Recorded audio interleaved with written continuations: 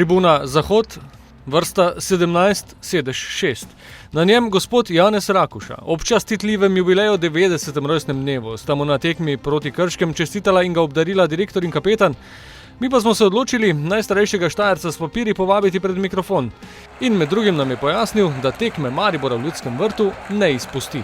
Jaz imam trajno, že več kot 20 let, tu isti sedež pa v teatru.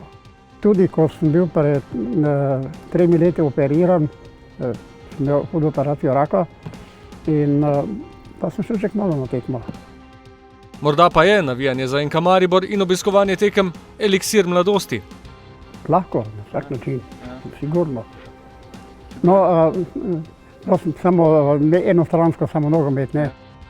Jaz recimo dnevno bavim 4 ure s fizičnim delom na mojem vrtu. Ne vem, kaj naj rečem. Enkrat, ko smo proslavljali, jaz sem bil v firmi vedno najstarejši. Pa so me ta mlajši kolegi več čas zafrkavali s popevko. Bolje biti pijan nego star. Na srečo sem se hitro spomnil, pa sem pariral in sem rekel, dragi kolegi, pijan je lahko vsak, star pa ne bo vsak. In to jih je zelo pomirilo. Tako kot za vsakega, ki mu po žilah teče vijolična kri, je tudi zanj dan tekme poseben dan. In na ta dan velja poseben ritual. Malo nervoze zaradi kuhnje, da bi še pravočasno pripravili kosilo pa to, ampak drugače poteka vse normalno, brez pretirane nervoze. Malo je že prisotno.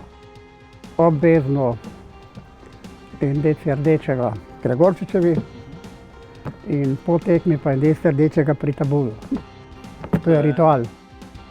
Z ozirom na to, ker tu ni sanitarij, se piva izogibamo. Družba 6 imetnikov sezonskih vstopnic je vedno na istih sedežih. Letne karte se zagotovijo takoj ob začetku nove sezone. Soproga je bila na tekmi samo enkrat.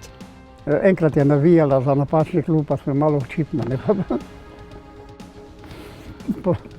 Pa ni več šla. Zvesti navijač hodi na tekme, odkar pomni. Doživel je vsa možna obdobja rekordnega slovenskega prvaka, vzpone in padce, obe ligi prvakov, različne izvedbe stadiona in seveda mnogo različnih nogometašev. A en se mu je še posebej vtisnil v spomin. Ne bi rad našteval, ker pot bi nekdo dal temu večji pomen, drugi manjše, ampak kot pojava pa v odnosu se nam je številnim vtisnil Arnečič. Z ozirom na njegove reakcije pa to. Vemo, če mu je publika žvižgala, je brez nadaljnega pokazal svojo moško zadevo ali pa si plačke slegal. Ja, on ni prenašal žvižganja. Toda Janez Rakuša ne sodi med tiste navijače starejše generacije, ki bi opevali stare čase, ko se je igral drugačen nogomet v prejšnji državi, ampak enostavno užival v nogometu z vsako generacijo vijoličastih znova. V tem času je doživel tudi spremembo na tribunah. Opažamo pa tu eno veliko spremembo. Zadnji čas je veliko staršev z malimi otroci in odnos publike je drugačen.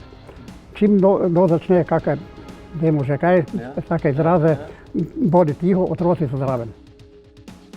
Tako da se je kultura obnašanja se je malo spremenila, na boljše.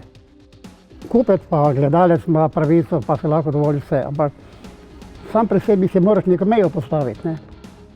Na vse zadnje, vsak igralec želi dati najboljše od sebe, ker ve, da se bo lažje prodal, ne? Pa ga ne moraš takoj pa nekaj pošiljati, v 3. Sam se podobnih komentarjev, kot pravi, vzdrži in uživa v vsaki tekmi. Da bi jih bilo še veliko, ki jih bo spremljal z dresom številko 90, ki ga je dobil kot darilo. Tega bom samo ob slovesni priložnosti nosil, kakšna pomembna tekma.